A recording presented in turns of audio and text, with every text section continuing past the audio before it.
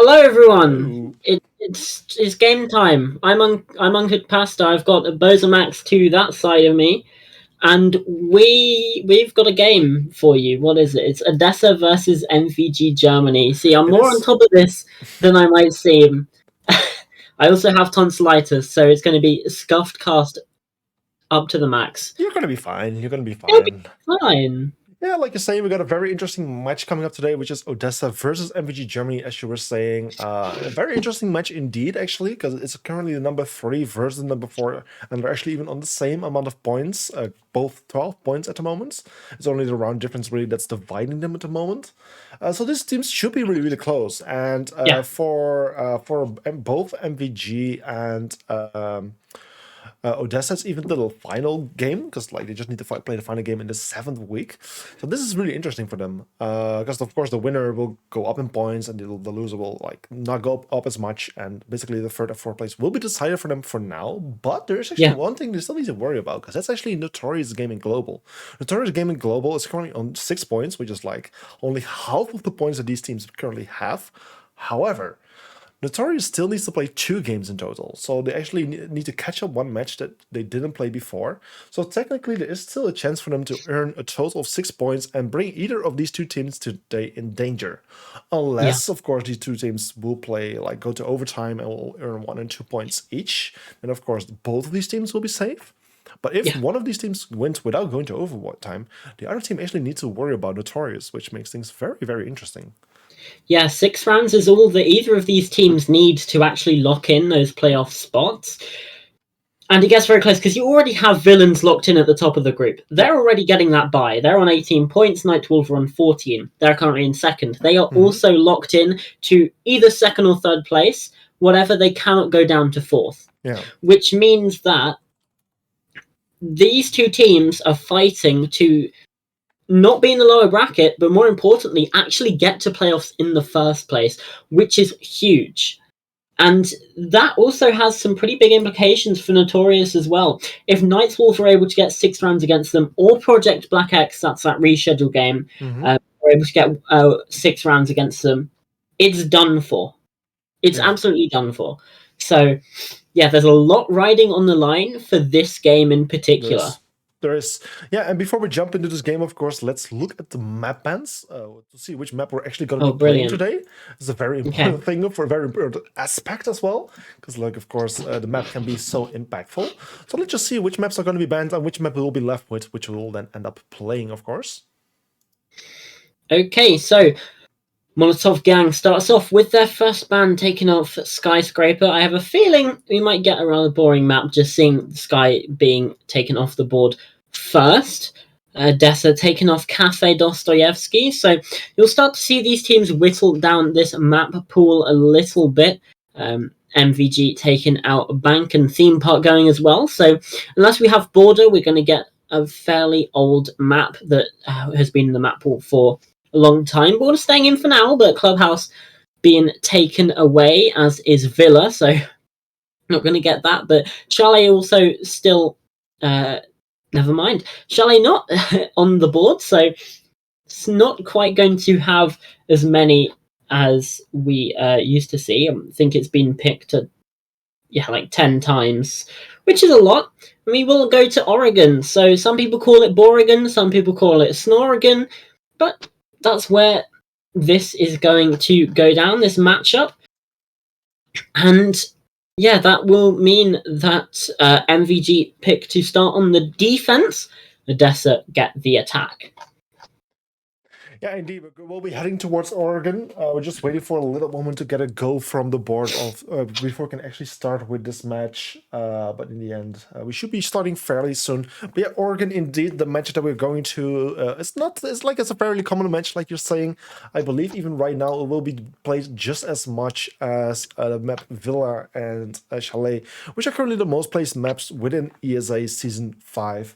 So yeah, that's it's a map that we've seen plenty of times, and we'll see just one more time today.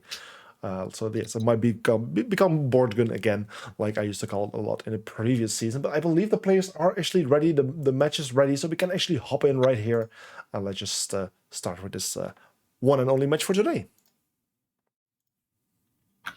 Yeah.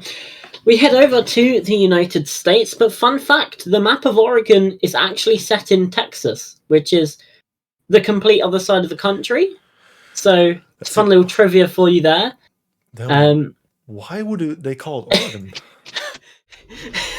Yeah, I don't know. I mean, I never thought about that. Yeah. This map's actually set in Texas. So okay, that's an interesting one. I don't.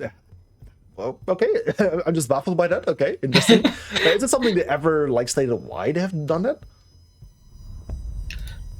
No, like officially, technically not, but there's a very good Caliber Jacob video that came out quite a few years ago now about the maps in real life and seeing. And this is obviously, Siege is about counter-terrorism game, and Oregon is the only map that's based off of a real life place and a real life sort of counter-terrorism operation. There's a few that are based off of locations but not operations. Thinking about Coastline, that is an actual house in Spain that exists, and then there's a couple like Presidential Plane that's based off of some real life operations, but the setting is different. And then there's some that just don't have any sort of basis at all, but Oregon's the only map to have both. Okay, that's interesting. Yeah. Just the name that's a bit odd then. Well, cool. Yeah, thank you for this trivia. There you go. If I'm not going to be able to cast to my best, at least I can provide some fun facts. And while we've been nattering, Max, the operator bans have been going through. Would you like to talk us through some of those? Yes, surely. Of course, we had 4 operator bans. Of course, in this case, it was Team Orange, I believe. No, Team Orange, I believe, who was starting the map bans. Of course, the Floors ban coming out first from MVG Germany in that case. Of course, Floor is a very strong operator, very useful utility to deal with certain kinds of, like, basically the counter utility of the defending team. Technically, of course, you can do some damage and, like, try to get people out of a certain place. That's mostly really used to deal with utility. It's therefore a very understandable ban. It's followed by a Nomad's ban. Nomad, of course, very strong to counter any flanking roamers, which of course is something we do see quite a lot in Oregon. And then of course Mira, overall strong operator, especially also on Oregon, followed by Azami, the master architect, who can just shape the map exactly like she would like it to be. And but all these operators, we do see bans pretty regularly for them, so it's not too much of a surprise to see them happen right here. Yeah, and we're seeing a couple of maybe off picks from this defensive side, particularly the Mozzie. I mean, certainly in ESA, I've seen Mozzie be used more often than I tend to on PC, just being used for the gun primarily. The P10 Roni, certainly a headshot machine. The ammo does leave a little bit to be desired, but it's still very good at hitting those headshots, and that's probably why we see Jewett bringing him along. For the side of the attack, though, my eyes are on the Capitao that Geo is bringing along. You do have an LMG as well, which is not very common, so that's piqued my interest. There's an unusual composition coming through from the attack, but as they're attacking the basement, I'm thinking maybe they might try to pivot around to bunker if it comes to that. That's where I really see the Capitao being most useful, or to block off lines of sight that have been made into the freezer. That's where I would say that you bring Capitao along, because other than that, I'm not really sure. But yeah, we see Capitao just coming down the laundry side, as it's actually Kanto to find the first pick. It's indeed Kanto within the first, in the first 1 minute and 10 seconds, he got his first kill. The attackers did get quite a bit of free roaming space to just find enough control on the main floor of the map, opening those hatches, but in the end it's actually Diana losing her life as first, opening the kill there in favor of the defending team. Attackers now need to work with four of them versus the 5 attackers, and just need to find a way to approach the bomb site. Hatches have been opened, but there's not too much to do at this moment. Like, the attackers are just nearing the stairs, ascending the stairs. It's Capitao just playing here on the bottom of landing stairs, just barely getting missed, but also barely missing his own shot as well. His position is not so known, so it's a tough one to be in, but the energy might just help him out a little bit, because as he can pre-fire so much, he might just find one of those lucky kills. but so far there's not much happening yet. Sledge meanwhile also approaching from the freezer area together with the Thatcher. Unfortunately, the EMP coming a bit late, after which the ADS unfortunately didn't get EMP'd, which of course caught the nades, but I'm super strong. Doesn't take out Sledge, does leave him with some HP. Things will start going down anytime soon as there's just 40 seconds remaining. Yeah, the execute has to come now, but that's certainly not going to help. Shotta is taken down to 0 HP. The firebolt does come through from Geo, but that does not stop Hiruzen from taking that aggressive angle. Means it's almost a 3 versus 5, make it a 2 versus 5 now, as Geo is downed inside of the freezer. Shibuya does find one, and there's Hiruzen. Ajax does claim that kill, but now it's all on to Shibuya. Can't get it done. That's a good first round for Molotov Gang as they go up 1-0. Yeah, for the first bit of this round, I was really thinking, okay, like MVG Germany is giving so much space to Odessa. Like Odessa was fairly slow to take the control, even though it was given to them basically. Like there was not a single roamer out there. So they did take their time to actually take the control, but even then I thought like, okay, they have a decent bit of control right now. They surely got a benefit of this. But then unfortunately, of course, the kill happened from Kanto onto the Yana. I think it was also played by Psycho back then as well. And then just things started to get a bit more tricky because like the attacking team, they just took so long to get the proper control, to position them in the right positions to actually go for an execute. And then they of course just started to lose lives. They just needed to go in, find people and they didn't even know exactly where to look. The defenders were just like located so smartly and just looking from different directions onto the many entry points where the attackers could come from. And in the end, MVG did a great job on just denying those entries and didn't really give any chance on Odessa to actually properly enter the bomb site, which of course caused them to win this round. Yeah, strong defensive positions and some good shots won, and that's all it came down to really for MVG. Odessa, I'm not entirely convinced by their game plan either. It seemed to me that they didn't really have a specific idea in mind when they brought the Capitao along, and it's unfortunate, obviously. Screzzy might be the first pick here, and indeed does go down to Psycho. And that's downstairs. That's now a good advantage for Odessa. Lines up the headshot. Hiruzen just maybe a bit too brazen there on the top of the white stairs. And that's now a 2-player advantage for Odessa, as this round might look to go the other way. Obviously, there's still 2 minutes, and MVG, we've seen them get a bunch of kills in succession before. They can definitely do so again. It's indeed a very good start for them, and also here Shato almost getting a kill there on the head of the mute, was playing there near the hatch. A very nice attempt, but unfortunately not paying off the way he was hoping it to. Meanwhile, there's also Maverick opening up the attic wall to just create that extra entry point from the other side of the map, where then he's accompanied by the Nook, who can then of course try to accompany him. And do some pressure, put some pressure on this side as well, to make it very difficult for the defending team to play on side, because of course the Buck is still playing below, making huge opportunity of the verticality that he can create, making it very difficult to play on site. And of course there's also the Ying just waiting near the big window, just waiting for her chance for enough distraction of her teammates to throw in her Candelas, hop in, and to go for that execute. And as Wizard actually gets a kill on Geo, and actually Kanto gets a kill on Psycho, just 2 attackers losing their life in a very brief second. It's back to an equal 3 versus 3, and as Kanto also gets a kill on Ajax, things kind of fall apart for the attacking team. They just have lost the majority which they were having for the past minute or so, and they've now lost it, and it's now back to 2 versus 3, where they need to regroup themselves, find some new ways, but in the end, they still have 1 minute, so there is still a decent amount of time for them to do so, but they need to be a bit more careful. Yeah, and it just seems like it's the same sort of issue, just a bit of miscommunication. They're not really playing together. And that's going to mean Shibuya is now sort of rotating, but there was just no sort of team cohesion there.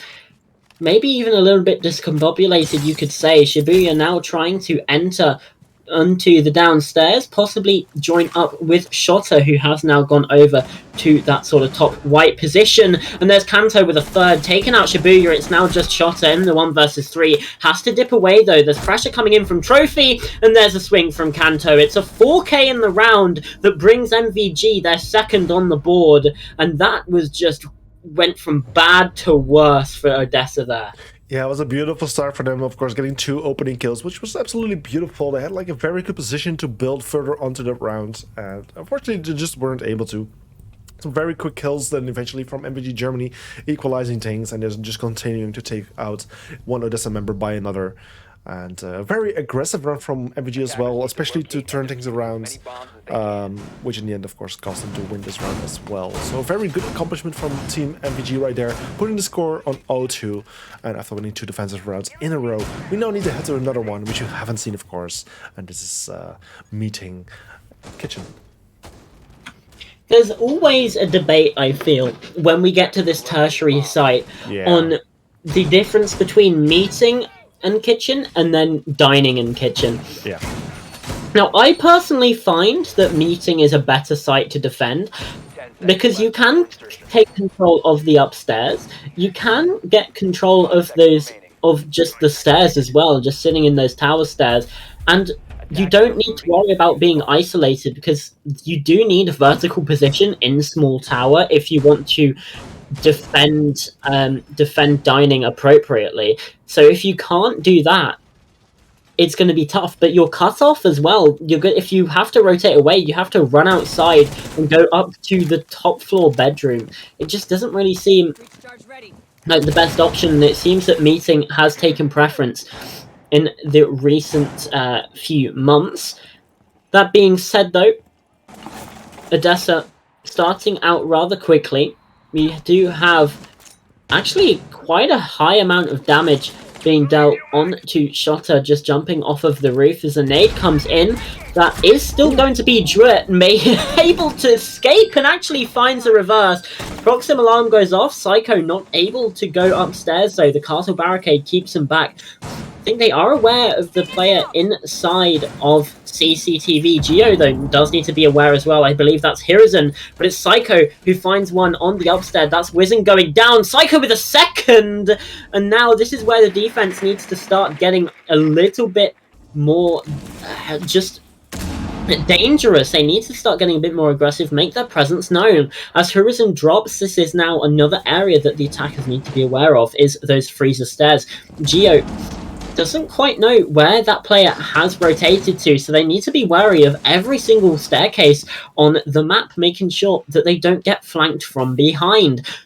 And this is where we've kind of hit a bit of a brick wall. As I say that, though, Shibuya does go down. Does take down Screzzy even as that plant starts to get stuck. Hiruzen just trying to deal with those track stingers as well. Shibuya does manage to plant that diffuser. And no, sorry, that was Ayas. And now Kanto hasn't died so far. 5 kills to his name.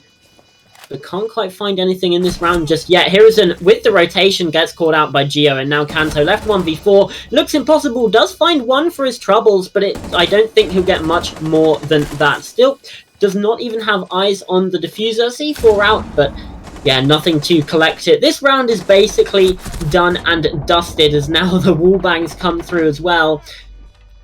Will he try and save the KD, or will he try and push to get one more kill? It looks like the save will be coming through. Geo does not let that happen. That's Odessa with their first round. And MVG, I mean, it's the tertiary, so you can't be too mad about that, but there are certain things that were misplayed there, and certain gunfights that if they'd maybe gone the other way, you could be looking at a 3-0 score. It certainly could have been, but at the same time, this was a much better round of Odessa than we have seen in the previous 2 rounds so far. They have done a good job. They have managed to take proper control, control of certain areas, key areas that they needed to be in, and then also, of course, pushing that smoke out towards the basement. In the end, they even decided to not pursue him, but instead just throw track stingers all over the stairs where he needed to rotate from. And if you even were like looking at the health bar of the smoke, when he was trying to make his way towards the bomb site, he was just continuously getting damaged by those track stingers. First on the freezer stairs, and then he rotated towards the laundry stairs, where also the track stingers were waiting for him, and I was just doing so much damage on him, slowing him so much down. Even when the diffuser was down, he still needs to make his way back upstairs, and just cost him a lot of time. So the track stingers were certainly helpful. You rarely see them being so helpful like this. It's of course a very nice thing to see in this case, that the Gridlock is being so useful. At the same time, also just very smart to just not pursue the smoke, because at the same time, the smoke is in no way able to actually defend the bomb site. So why not? Yeah, why even bother? Just let him be. and that just really helped Odessa out to actually win this round in the end. Yeah, they didn't really overheat, and that was one of the main things. We're seeing, though, very quick entry in the top floor. Now, this is going to be Odessa trying to gain that map control. Not take as long as they did the first time around, because that was one of the main issues. And we're going to see Hiruzen bringing along the Clash just to try and stall that clock out even more. Yeah, and just like the first time when it was MVG Germany playing on this bomb site, we're just seeing the same thing again. Not a single roamer to be found. This time it seems like Odessa is much faster on actually figuring this out. Like, of course, they did already experience it in the previous round, so of course they do have some. They might have some idea that, okay, like, hey, if they did before, they might have just done it again. So luckily they're much more effective and much faster with the time. Again, it's another another Odessa player losing their life on those freezer stairs. This time it's by the Jaeger, and that's again a very unfortunate start. Again, that's also Psycho losing his life, just like in the first round, and now things will go on in a 4 versus 5 situation. Not a good start for Odessa inside of this round. And it's going to mean the other players need to put in a bit more work. We've got Psycho, the only player positive. Still, that is the case even after being killed, with even after being the opening death inside of this one. But the freezer is just taking up so much time. We're now only seeing 75 seconds left on the clock. And Gio and Shota are now trying to force a new angle. These laundry stairs once again. The Candela's come through. It's going to be Kanto who finds one. The SMG-11 just rips through Shota.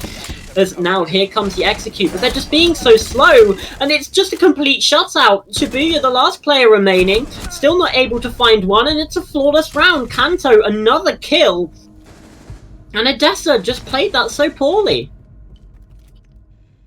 They indeed did. They were just again granted the same kind of like early control that they were given in the first rounds.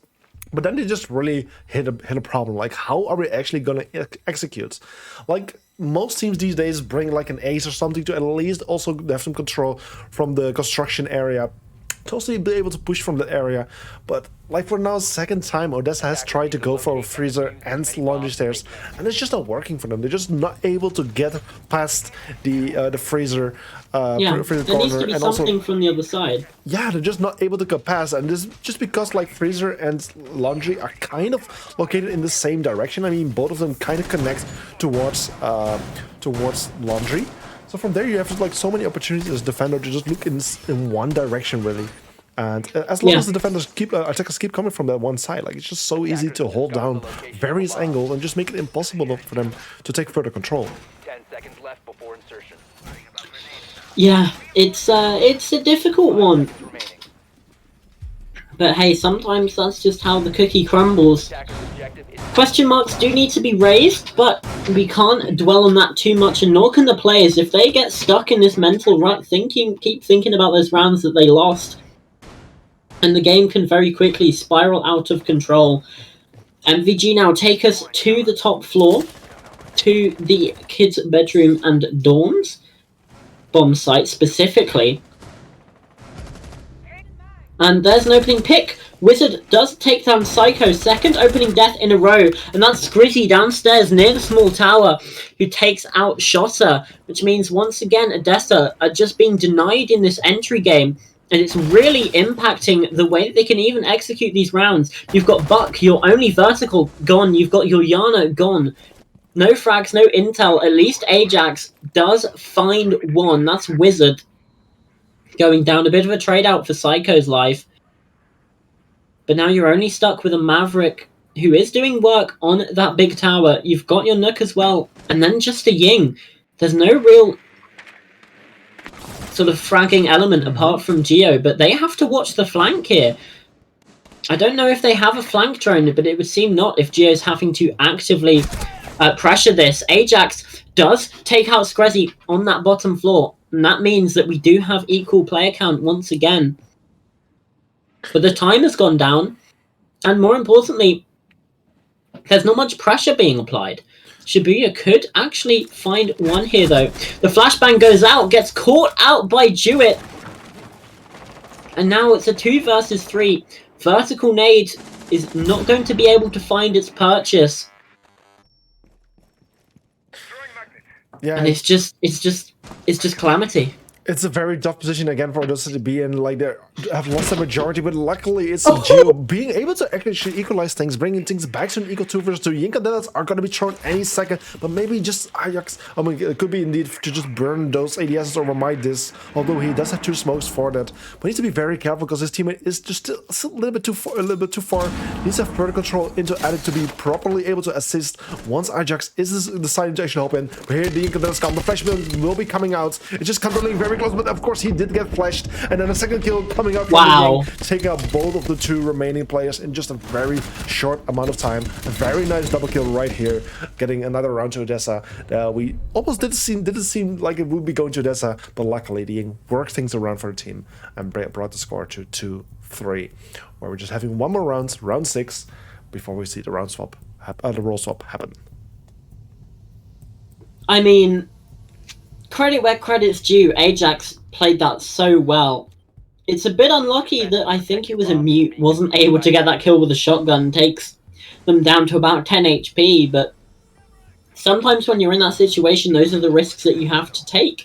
And it's a hero play that takes Odessa over the line. 4 kills from Ajax in that one, and I mean, it's a hell of a performance, but you can't always rely on that. MVG going to take us back up to this top floor. And realistically, a 4-2 half isn't bad for either team. But if Odessa really want to stir the waters, they can try and get this 3-3, and that's when things get really interesting, Max. Yeah, of course, because like it was in the end, I believe it was MVG German. I'm saying that correctly. MVG Germany was the one who picked this side here. Yeah, yeah, it was picked the side. So that technically, yeah, like you would really favor. It would be your favor to get at least 4 rounds out of that, like you're saying. So it will be very interesting if Odessa would actually get another round here, and they actually, yeah, they have got some have got the first taste of it. They're just finally getting a bit more. Like the performance is certainly going up right now. They're just performing a bit better than before, but the approach also seems to be kind of different. Like I don't think they brought a Termite or Ace before, right?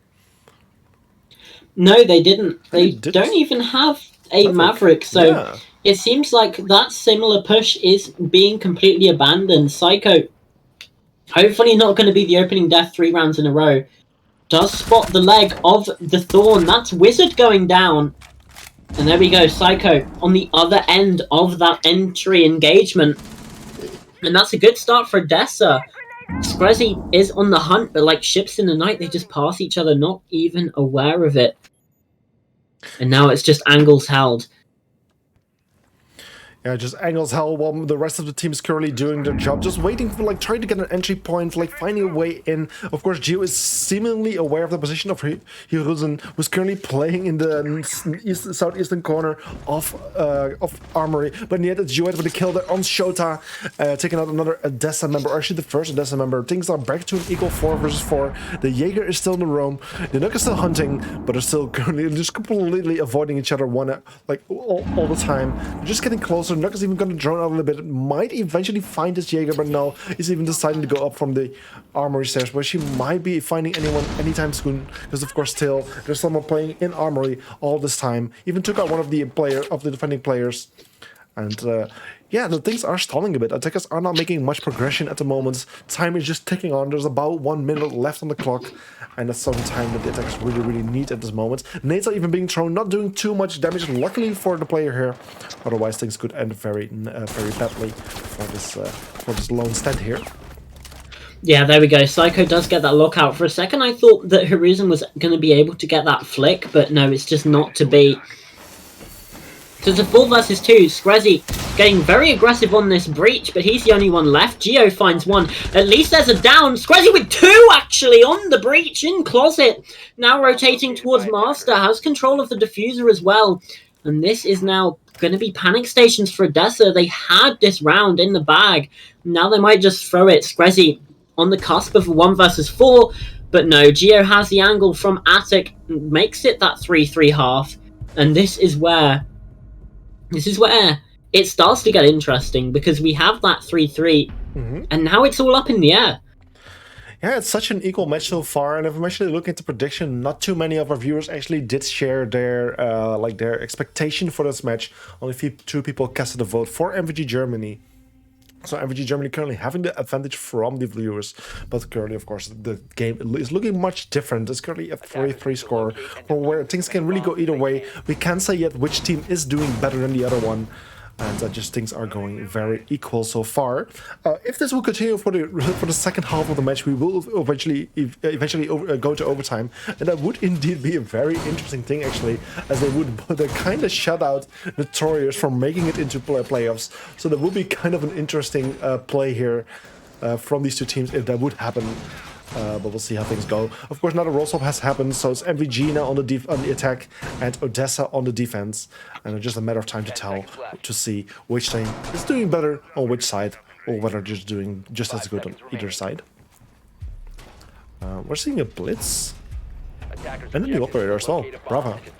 That's interesting. Okay, the blitz, of course, an operator you don't see too often. Also, Brava, we only have seen her about 2 times. Are we gonna see some kind of rush? Like, of course, also the Fink has been played. Got 6 in hand. Yeah, they're just gonna rush in. They're just waiting for the right of moment. I'm not quite sure how Brava is. Like, no, that's what I was gonna say. Like, she doesn't really seem to be playing a part, but in the end, the rush happens, Blitz goes in, stuns the smoke, does a bit of damage, but in the end, he doesn't get anything yet. But Kanto and Wilson both with a kill on Psycho and Geo, but then Blitz getting injured by Ajax by the smoke canister. It's a 3 versus 4 situation, where then also Shibuya gets found, does a bit of damage, but also gets damaged himself, and not much is happening at the moment. Attackers are just trying to find a way in, but the smoke canisters are denying them, and also lots of pre-firing happening from various defenders are just shutting them down, not making any entry at the moment, just looking for a way. Even the Buck is getting injured at the moment, while Jewett is just keeping the flank at the moment. And then also there's the kill from Hirozen, and also Aya's going to kill on Kanto. It's a 2 versus 2 equal manko, where of course Shibuya is fairly low in HP, even getting taken out at the moment, and that's all Ajax in this 1 versus 2 situation with the shotgun in hands, gets found by Hirozen, and that's another round there for the attacking team this time, and that's MVG Germany putting score on 3-4, and therefore they're now regaining the lead that they just lost. Wow, that was a lot of words. Okay. Okay, that was a fast round. Like we say, like, we don't understand how the Bravo was playing a role, but in the end she was just watching the flank, which maybe is the best she can do, like, given her operator. Like, she couldn't really contribute too much.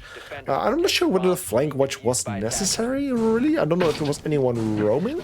There was, like, too much going on to actually keep an eye on that as well. I'm not sure if you saw anything. But either way, yeah, very aggressive push in. The Blitz certainly doing his job to clear the elbow area, which is like one of those key points to clear in order to get further control throughout the basement construction area. And yeah, just so many kills happening on each side, and just, yeah, it really came down to just attackers winning the gunfights towards the end. But yeah, it's a beautiful run from the attacking team. Really, yeah, really nice and aggressive push, which Odessa clearly wasn't ready for. Yeah, it didn't really work out that well, though, at the start. Yeah. You had your main driving force, the Blitz, not really find any impact, instead getting downed in the smoke. And then, because you have the Finker boost, that means that those Toxic Babes do deal extra damage to your attack. So they kind of had to just wait it out a little bit. You had Ajax as well, just taking some aggressive swings with the shotgun, exactly what you do need in that situation. But in the end, just maybe a little bit of an overheat from the defenders, and that means that MVG, like you mentioned, they take back that lead that they just lost in round number 6. Yeah. And it's now a bit slower. Well, I say a bit, a lot slower. Psycho does not like that, however. Takes down Hirozen. Is hunting for a second, and there it is, found. Jewett going down, and that's an abysmal start for MVG. You've had someone hunting the roamers, Screzzy, and Psycho's just made it back to site at this point. Completely away scot-free. And they're just left hunting, they're just left fighting ghosts upstairs. They are. I mean, there's still one player playing towards the armory stairs, but that's basically it for now. Of course, it's very smart. Screzzy is watching the flank, of course, to allow Hipana to do her job, opening some of those hatches and some of those walls, of which also the Ace is able to do a bit of his job to also breach some of the walls towards electrical. So Tex at least now have some kind of entry point. At least they can make a bit of an easier entry, but of course, Ajax is going to be a major problem in this case. Screzzy could be of use. He has some of the nades which he could use to deny the position. But with some ADSs in play, and even I believe one Midas gets one Midas, it's going to be very difficult, and especially as Geo even gets a kill there on Wizard. It's now 4 versus 2, and as speaking, you can get another kill on Kanto, leaving Screzzy all alone in a 5 versus 1. You might even see a flower around here. It's all coming down to Screzzy, who does find one player in the end. That's Shota taken out, but still a 4 versus 1 situation with 1 minute on the clock. A very difficult position for the Yana to be in. But if there's one operator who could technically clutch it, as she has her scouting ability with her drone over the hologram, she could technically do it, but in the end she does get found, does get taken out. And that's another round there for the defending team this time. Eldessa putting the score back on an equal score, 4-4. Yeah, in a clutch, you do have to rely on the other team making a mistake, and Dessa played that almost as perfectly as you can. Shota not quite having the impact that maybe they would like to have, still sitting on the donut and on the 0% survival rate as well, but provided just enough distraction on the upstairs to make sure that the defenders downstairs were completely solid in their positions. Didn't need to do anything too risky, and in the end it works out. So there's impact that you can find, not just in the frag department, and it is just, you know, wasting that time and applying that presence and pressure. Yeah, now we'll be heading towards a different bomb site, I believe, because we did see the basement bomb site 2 times in a row, right? Am I saying that correctly? Yes, we did see it 2 times in a row. So now we'll be heading to a different bomb site, which in this case is the kids' dorms bomb site. One that you've, of course, seen various times from the other team and also many other matches, of course. It's a very default bomb site. Together with the basement, and it's now up to Odessa to go for the defense here. We're not seeing anything too out of ordinary, nothing too crazy. Of course, like Soul is being played, an operator that of course we haven't seen too much yet due to her very high ban rates, and even Wizard currently actually doing the first bit of damage there on the Valkyrie as he's trying to deny the potential mid-jammers, which potentially would have placed there to deny it from below to at least allow the ace to go for a breach. But meanwhile, it's actually Shadow getting the first kill on Horizon. That's the Gidlock taken out, and as we speak, it's also Jewett losing his life. That's the Maverick off the board. Of course, one of the operators you don't like to lose early on, and the round goes on with a 5 versus 3. So going 5 versus 3, but then the Valkyrie is getting injured. She is currently laying down inside of the bomb site, so there's a decent chance that she will be revived. I'm not quite sure how she did get injured, but in the end it's actually Kanto getting, probably Claymore, it might have been, but in the end it's Kanto actually taking up Psycho, finishing the kill that he started, and that's a 4 versus 3, where things are still in the advantage of the defending team, but attackers are still making things a bit more workable, especially after they injure the Jaeger, who could technically be revived, but then does get finished by Wizard. So it's back to an equal 3 versus 3, where there's still 1 minute and 30 seconds on the clock, which is a lot of time for the attacking team to work with. Yeah, that's about half of the round still left to go.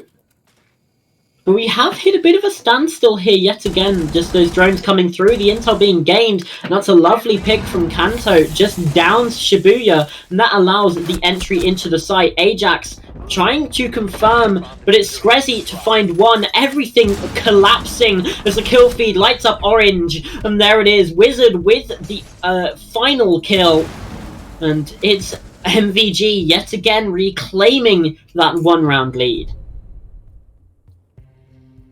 That's really going off and on for the past 4 rounds, really. We're just like losing the advantage, winning the advantage again, and yeah, if things continue like this will be a very interesting match. I mean, it's already a very interesting match so far. Of course, it's a very close one, something we really like to see, which we don't see too often yet. Of course, when we go towards the playoffs, we will see these kind of things happen way more often, especially also as we will head into BO3s, which will really spice up the games. But for the BO1s, we haven't seen them too much yet. We've seen many like 7-0s, 7-1s, or 7-2s, or even 7-3s, while everything above that is a bit more rare, unfortunately. With even the overtime matches being extremely rare so far, because I'm not quite sure how often did we see any of those. I mean, only 7 times, only 7 overtime matches so far. It's not too much. No. And it means that a lot of the winning and losing has been a bit cut and dry as well. It's provided a lot of very easy to call games, because obviously if a lot of these games are won in overtime, it means that the margins between all of the teams is much reduced. And that means that we do get closer groups and closer standings and less confirmed earlier on.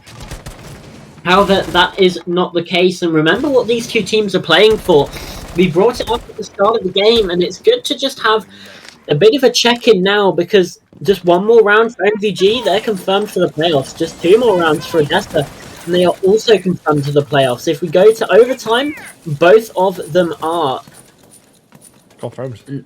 Yeah, both of them are confirmed, and that completely locks down Group A. Oh, Hiruza not able to find the pick onto Ajax, who is now just able to dip away, gets himself out of dodge, and that could be catastrophic for the attack. Actually, that's my bad. It was Shibuya who was getting aggressive up on that breach, not the smoke. However, the point still remains. Shibuya has been having a bit of an impact. Oh, the impact trick comes out, leaves Kanto with only one Selma charge remaining. Psycho does have an impact in the pocket as well, which means that we might see this breach be again tricked away. Instead, no, they're going to go for something a bit higher as Jewett finds the opening kill. Psycho knows they're not going to be able to trick that one. Does spot the head of the ace, but no, Kanto wins it out. An uncharacteristic whiff from the Valkyrie there. Shotta from downstairs does find one, but there's still 4 players left to find. That's an average of 2 each for Shibuya and Shotta. These players not having the impact that maybe you would expect from players of their caliber. And that is just another bit of damage onto the already low Capcan, as now the diffuser gets planted. Shotta can't take too many more of these track stingers. Now the only player left is no longer MVG. 6 rounds to 4. They're confirmed for the playoffs. Odessa now fighting to stay alive, fighting to make sure that they don't have to worry about the threat, the looming threat of Notorious Gaming. Yeah, of course, like you say, like Notorious Gaming still being one threat to either of these teams, although no longer for MVG Germany, of course, since they have reached the 6 points, which is needed to at least to make it into playoffs. But yeah, now it's still a threat for Odessa right there. Of course, like we said before, Notorious still 6 points behind on either of these teams at the moment. But as they still need to play 2 more games, which of one is a catch-up game, they can technically still win 6 points, and then it will be all coming down to round difference for these teams or any of the other tiebreakers. And that's, of course, something you don't want at this moment. So if Odessa can just win 2 more rounds and bring this map to overtime, they will be safe as well. And it will also be all over for Notorious. I'm not sure what they're watching, and this could be a very cool and interesting match for them to watch. A very thrilling match for them to watch as well, because it's kind of deciding their fate, or could be deciding their fate. And it's also good to study their opponents, of course, which they potentially will be playing against eventually. So, yeah. This could be the final rounds, but if we see 2 more round wins happening from Odessa, which they have done once before, they have won 2 rounds in a row in the 5th and 6th rounds. If they just do this once more, if they manage to repeat it, they will bring this map to overtime, which we'll see anytime soon. Again, Bravo in play, operator, we haven't seen too much yet. Also hasn't been banned a single time yet, surprisingly. Try again. Sorry? Like, there's not really much utility on that defensive side that you would say warrants a Brava being brought along. If they have like an Echo, then yeah, absolutely. If they have a Capcan, then yeah, sure. That's a good opener though from Screzzy. Takes out Shotta.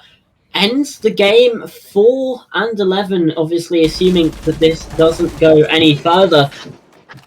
MVG though, looking to set themselves up in a good place to find this final round at least in regulation. Then Odessa, they do have to worry about Notorious. Obviously, that's all a hypothetical. We could still yet go to overtime. Odessa, being that defense, do tend to be a little bit more favored on this map than you would say the attack are.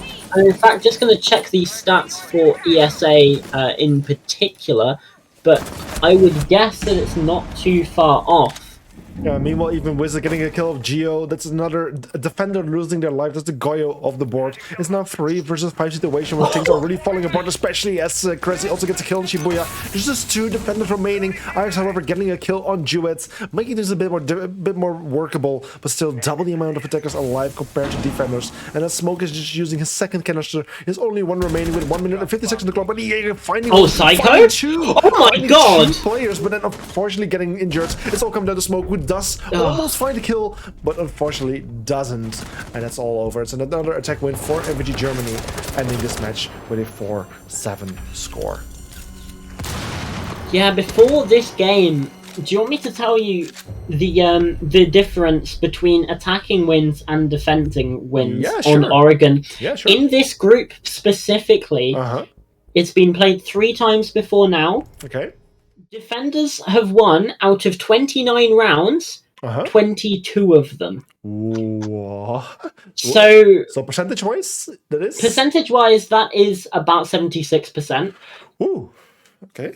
So when you see Odessa going 1-4 on their defenses, that's not great. It's not ideal. Looking at the league as a whole, I'm assuming it'll be a bit more balanced. Yeah, so it's about 67% for the defenders at 54 out of 80 rounds. So even still, only winning 20% of your defending rounds, it's not good enough. It's just where I'm not good enough.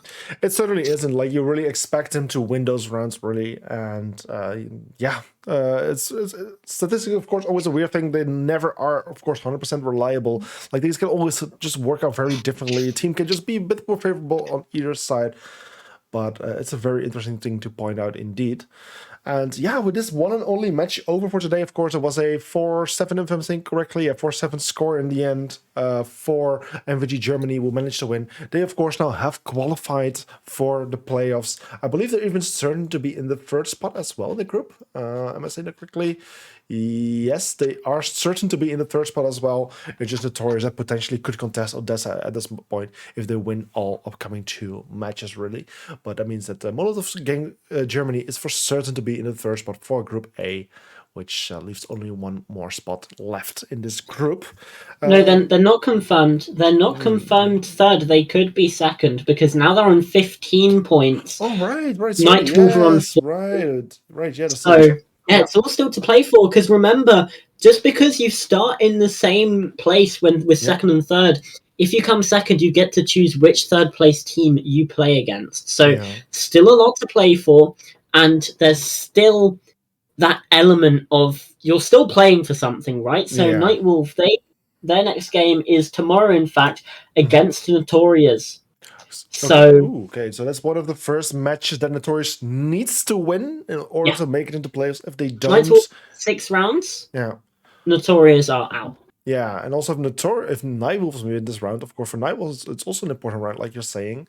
So that's actually a very interesting match. Unfortunately, we don't have any stream tomorrow, so that's something you just will need to find out on Wikipedia or something, or in the Discord server. That's a bit unfortunate, but unfortunately, we can't be there every single day for you, because of course 7 matches for 7 play days a week is quite heavy for the production team. So for that reason, unfortunately, no match on Friday, but we will be back on Sunday then as well. I mean, on Friday, there's actually one more match that I want to point out: Villains versus Alpenfestung. Of course, Villains already certain to be the first of their group, while Alpenfestung is pretty much, they're out. There's no way that they're going to make it. So that's basically just a match for, formality, really, to just close things in. But then we will be back on Saturday with vods versus Palakarki and MVG versus... no, actually, that's the next day. There's only 1 match on Saturday then. Is that correct? Can't believe you lied. Yeah, I thought it will be 2. I thought it will be 2 matches on Saturday. Let me just double check that, really. No, it's actually correct. There is only 1 match on Saturday, which is vods versus Palokarki. Originally, it would be Black versus Kodak, but that match is being rescheduled to, I believe, next week somewhere. But then also, we will be back on Sunday as well, where we again have 1 match, which is MVG UK versus Penta, which is also going to be a pretty interesting match, because I believe also there some things can still be decided for the groups, which will be of which is something significant, of course, because that's something you really wanna be in such a spot within your group in the end.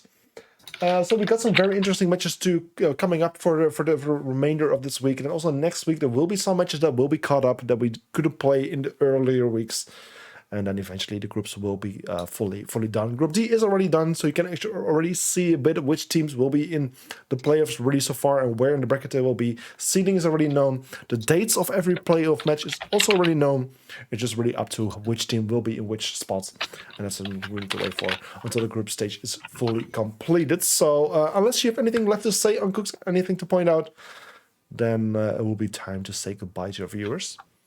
Yeah, I don't think I have anything to say apart from just to say thank you to everyone watching at home. Yep. We really appreciate your support. Thank you to Max. He's been obviously casting with me, but also observing and producing as well. The full package, so to speak. And thank you to once again the board and everyone else here that makes this tournament possible. Yeah, so thank you everyone for watching. Thank you for participating, and we hope to all see you with Saturday and Sunday in the streams. And also keep an eye on when those other matches are going to be caught up, because those will potentially be streamed as well.